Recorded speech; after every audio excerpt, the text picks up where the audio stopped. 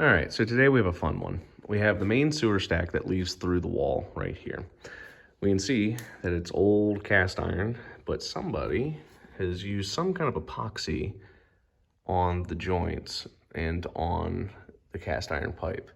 You can see that they've also painted over everything. This is one of those pipes that as a contractor, you want to be extremely careful touching. And I would not touch this particular one because for all we know, there's probably a crack and break in the pipe right behind this mess that nobody can see. And as soon as you touch it, now it's your problem. We can see over here that this pipe, a little bit of duct tape was used to seal that joint rather than a coupling. See this super aggressive pitch, and then it basically levels out right here before it goes into the main stack. On this side, we have a similar joint using tape, and we can see all of the staining on the floor for where the messes come out of the pipes.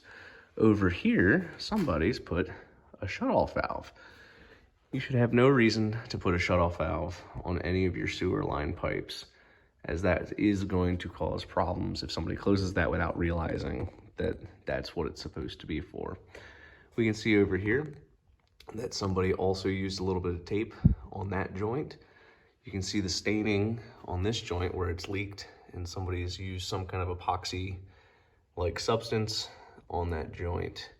So what we're gonna recommend is that all this be torn out and replaced with good proper PVC so that we don't have to worry about any drips or sewage getting into your basement. But if you're ever buying a house or if you're ever the contractor working on a house, if you see any of this, beware, don't touch it. It's probably broken.